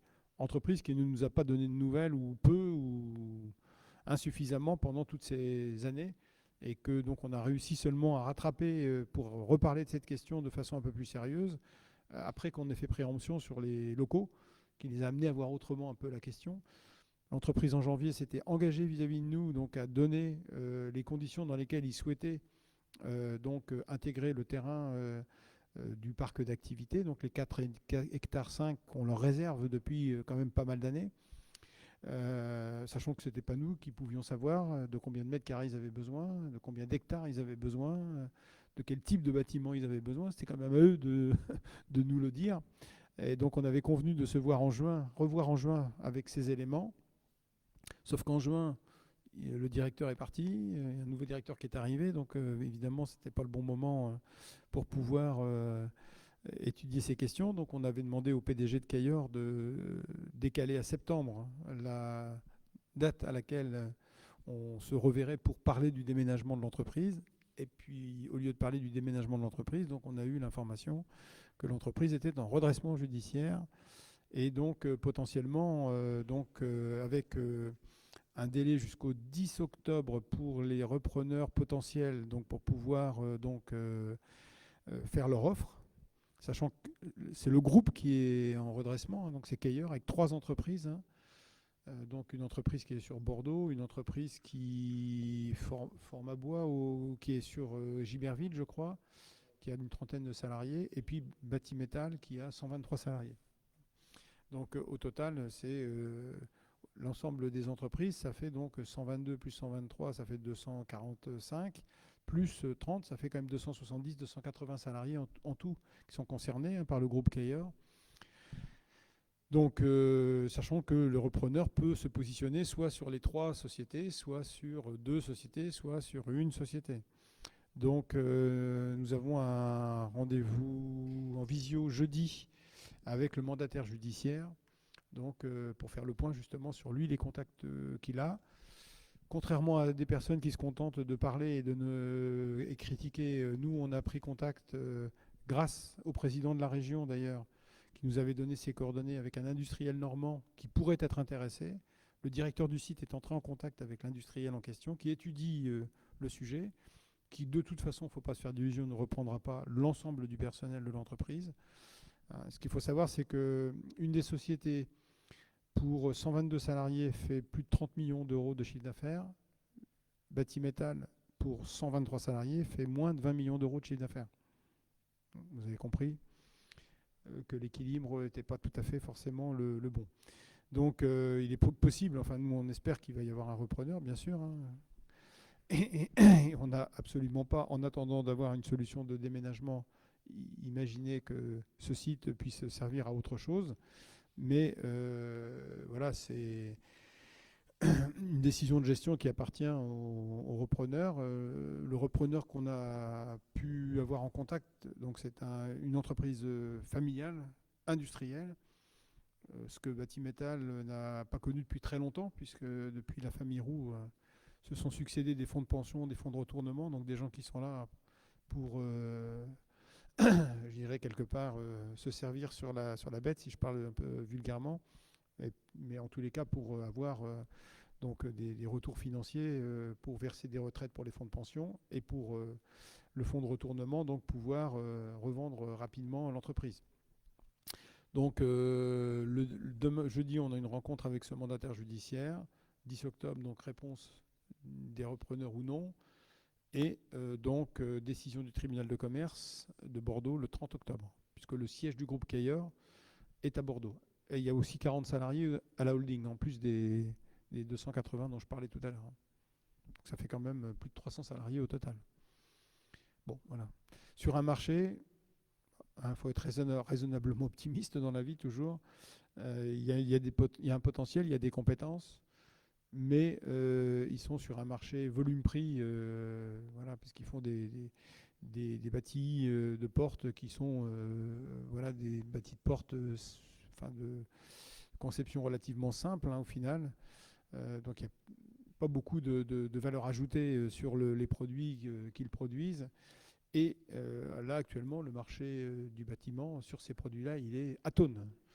Donc, du coup, inutile de dire que la conjoncture est beaucoup moins bonne qu'elle ne l'était en 2018-2019 pour imaginer tout ce qu'on a imaginé, nous, pour le bien de l'entreprise. Parce que de toute façon, à la fois enserré dans un ensemble de logements et située à l'endroit où elle était située, de toute façon, avec des bâtiments qui étaient en état peu valorisable. Donc, de toute façon, elle était, je dirais, quelque part condamnée pour son bien à déménager et avoir un outil de production beaucoup plus performant. Donc, voilà où on en est. On essaie de trouver des solutions, nous, en tous les cas. On ne parle pas beaucoup, mais on essaie de trouver des solutions. On ne va pas faire ça. Et donc, on espère qu'on va pouvoir avoir un repreneur au minimum qui va reprendre une partie du personnel, sachant qu'on a pris aussi des contacts avec d'autres industriels qui, eux, recherchent du personnel et qui, pour ceux qui resteraient sur le carreau, pourraient aussi, évidemment, être utilement recasés. Donc, on fait le boulot des représentants du personnel qui nous disent qu'on ne fait rien. Voilà. Oui, Christine ?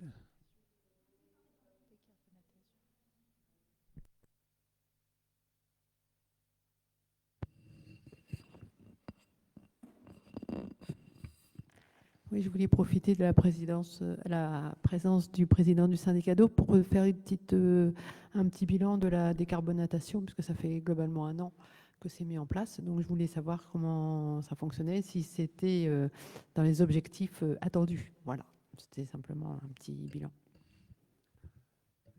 Merci de la question, puisqu'on a eu une réunion de bilan trimestrielle avec le délégataire pas plus tard que ce matin. Donc, en ce qui concerne la décarbonatation, on a aujourd'hui un petit changement dans les unités de mesure, puisque au lieu de mesurer le TH à la sortie de la décarbonatation, on est allé maintenant le mesurer directement au niveau des réservoirs, ce qui nous donne une mesure beaucoup plus fiable, puisqu'il y avait des variations significatives en sortie de production, selon qu'on mettait du sel ou qu'il y en avait moins, etc. Là, au moins, on a une unité de mesure. Et aujourd'hui, le taux en TH est stabilisé à 14 sur l'ensemble des réservoirs alimentés par la décarbonatation. Donc, ce qui fait qu'aujourd'hui, nous sommes dans les objectifs que nous avions annoncés. Par ailleurs, nous avons pris une position ce matin au niveau de Veolia Veolia se trouve toujours être contacté par quelques abonnés fervents qui suivent de très près les taux de TH, mais avec des unités de mesure ou des outils de mesure qui ne sont pas forcément toujours les mêmes. Donc aujourd'hui, nous avons pris des éléments de langage en précisant que, je dirais, sauf vraiment incident majeur sur le dispositif de décarbonatation, qui nécessiterait à ce moment-là une information auprès de tous les abonnés. Les quelques variations mesurées chez un particulier qui oscille de 2 ou 3 unités entre le taux annoncé et la sortie au robinet, pour nous, ce ne sont pas des unités significatives et qui ne justifient en rien de devoir communiquer et de continuer à devoir communiquer avec ces quelques abonnés. Aujourd'hui, le système est en capacité de répondre aux objectifs que nous étions fixés. Et là est l'essentiel. J'en profite également aussi, puisque j'ai la parole sur le sujet, Thierry, donc de préciser également que j'ai demandé à ce que soit porté à l'ordre du jour du prochain conseil municipal le rapport annuel d'activité. Donc ce sera fait pour le mois de novembre. Merci Émilie. Et puis de profiter également de l'occasion pour dire également que nous avançons dans un certain nombre de stabilisations concernant les problématiques pesticides, puisque les agences nationales ont travaillé d'arrache-pied depuis plusieurs mois pour permettre que les syndicats divers et variés, les délégataires, puissent savoir sur quelle base voilà, prendre position concernant le traitement et la problématique du traitement des pesticides. Donc nous étions il y a 6 mois dans une situation un peu de crise, avec un cri d'alerte lancé au niveau de la préfecture, etc. Aujourd'hui, donc nous sommes à l'intérieur des taux admis par les autorités sanitaires, et ça c'est important. Ce qui ne veut pas dire que nous n'ayons rien à faire. Hein, au contraire, nous allons continuer et nous ne sommes pas satisfaits de cette situation, mais au moins nous avons voilà, une base réglementaire de fonctionnement qui est un peu plus sécurisante pour les syndicats, en tout cas pour ceux qui sont concernés. Et nous concernant, nous faisons partie au sein d'Eau du Bassin Canet d'un des sites prioritaires, notamment sur le site de la poterie, pour que puisse y être implantée une unité de traitement par charbon actif permettant, on l'espère en tout cas, et nos collègues de Langrud en font la démonstration, puisque a priori cette problématique pesticide n'est pas la même, n'est pas du tout, le degré d'importance n'est pas le même sur Langrud, puisqu'il existe une unité de traitement par charbon actif. Donc nous faisons partie de ces, voilà, de ces sites reconnus comme prioritaires par Eau du Bassin Canet. Et pour terminer, j'en profiterai également pour communiquer une information. Suite des élections législatives, il y a eu quand même pas mal de changements au sein de la communauté d'Aglo Caen-la-Mer. Le président, ancien maire de Caen, ayant accédé à la députation, a laissé ses mandats. Le mandat de Caen-la-Mer a été repris, la présidence a été reprise par Nicolas Joyot, ancien président d'Eau du Bassin Canet, et donc qui lui-même a laissé son siège vacant pour voilà, être remplacé depuis mardi de cette semaine, la semaine dernière, pour être remplacé par Jean-Marie Guillemin, donc maire de Cormel-le-Royal, qui était déjà membre du bureau et qui prend la succession donc au sein du Bassin Canet, les vice-présidences ayant été reconduites. Donc nous avons toujours, au titre de notre syndicat, un représentant au bureau d'eau du Bassin Canet. Vigilance sur les questions de gestion. Oui, Christine ? Oui, pour compléter ta réponse, Jean-Mi, est-ce que tu peux nous préciser s'il y a une augmentation du coût de l'eau du fait de la décarbonatation, l'impact que ça a eu, s'il te plaît? Oui, il y avait une répercussion de... Alors, on aura le chiffre très précis puisqu'on a un certain nombre de consommables sur lesquels nous avions fait des projections, et là on sera cette année sur une année pleine de fonctionnement, donc on pourra avoir des chiffres plus précis. Je pense notamment au sel, et les projections qui nous ont été données ce matin par rapport à nos prévisions montrent que nous sommes dans nos prévisions, nous n'avons pas de dépassement, on est même légèrement en dessous, donc ce qui veut dire que par rapport aux prévisions sur le coût annuel, donc on aura une répercussion sur la facture annuelle qui va être, je dirais, toujours estimée dans une fourchette pour l'abonné aux alentours de 45 à 50 euros. C'était la base et nous restons dans cette fourchette-là. On aura les chiffres plus précis en fin d'année, donc sur l'augmentation du prix de l'eau, ce qui comparativement à une qualité d'eau pour les gens qui n'étaient pas je dirais propriétaires de systèmes d'adoucissement privés, reste quelque chose de tout à fait correct par rapport à une qualité d'eau servie, et avec des économies aussi à réaliser, puisque la décarbonatation permet aujourd'hui, si les gens ont bien suivi le sujet, limite aussi l'achat d'un certain nombre de produits de lutte contre le calcaire, etc. Voilà, ou l'entartrement des chauffe-eau et autres appareils ménagers. Et pour les propriétaires d'adoucisseurs, eh bien, je les laisse refaire leurs calculs. 45 euros d'augmentation par rapport à un simple coût d'entretien annuel de l'adoucisseur. Je ne parle même pas du consommable ni de l'achat de départ. Voilà, le résultat est là. Donc globalement, nous avons, et la mesure que nous avons, c'est aussi la mesure satisfaction clientèle. Nous avons des taux de retour très intéressants et très importants. Voilà. Il y a un avantage complémentaire, c'est qu'en tant que particulier, enfin moi, tous les cas, j'avais un adoucisseur, j'étais bien incapable de savoir exactement à quel TH l'eau sortait de mon adoucisseur. Hein. Donc, du coup, là, on a une surveillance journalière de ce taux, et donc ça nous donne des garanties quand même de suivi et d'action éventuelle s'il y avait des problématiques. enfin en tous les cas, encore une fois, dans mon cas personnel, j'étais bien incapable de prendre, au-delà du fait que l'eau adoucie, on ne pouvait pas la consommer en eau à boire, alors que là maintenant on la consomme en eau à boire sans aucun problème, enfin, depuis le mois de septembre dernier en tous les cas. Et pour l'instant, je me porte à peu près bien, donc ça va bien. Est-ce qu'il y a d'autres questions ou sujets? Parce que c'est l'occasion, si vous avez des sujets, j'en ai pas qui me viennent comme ça à l'esprit, parmi tous ceux qu'on a à traiter. C'est bon? Eh bien, je vais vous souhaiter une excellente soirée et un bon appétit.